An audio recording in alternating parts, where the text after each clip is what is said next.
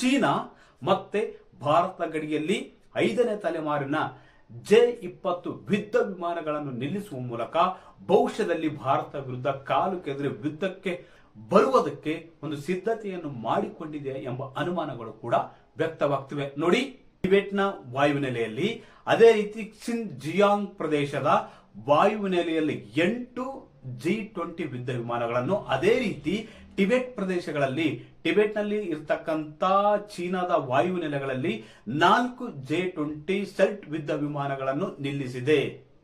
ಬಹುತೇಕ ರಕ್ಷಣಾ ತಜ್ಞರ ಪ್ರಕಾರ, ರಕ್ಷಣಾ ವಿಶ್ಲೇಷಕರ ಪ್ರಕಾರ ನೋಡಿ, ಇವತ್ತು ಚೀನಾ ಏನು ಯುದ್ಧ ವಿಮಾನಗಳನ್ನು ಭಾರತ ಗಡಿ ಹತ್ತಿರ ನಿಲ್ಲಿಸಿದೆಯಲ್ಲ, ನೋಡಿ ಭಾರತ ಗಡಿಯಿಂದ ಇವು ಎಷ್ಟು ದೂರ ಇದೆಯಪ್ಪ ಅಂದ್ರೆ 250ರಿಂದ 300 ಕಿಲೋಮೀಟರ್ ದೂರದಲ್ಲಿ ಮಾತ್ರ ಇವೆ. ಭಾರತ ದೌಲತ್ ಬೇಗ್ ಹೋಲ್ಡಿ ವಾಯುನೆಲೆ ಇದೆಯಲ್ಲ, ಅಲ್ಲಿಂದ ಬರೀ 300 ಕಿಲೋಮೀಟರ್ ಇದೆ.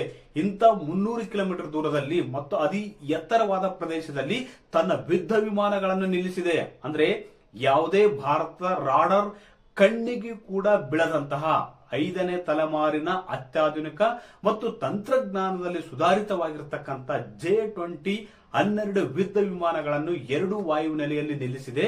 ಅಂದ್ರೆ ಈ ಯುದ್ಧ ವಿಮಾನಗಳ ಚಲನವಲನ ಏನಿದೆಯಲ್ಲ, ಅದು ಭಾರತದ ರಾಡರ್ ಕಣ್ಣಿಗೂ ಕೂಡ ಬೀಳುವುದಿಲ್ಲ.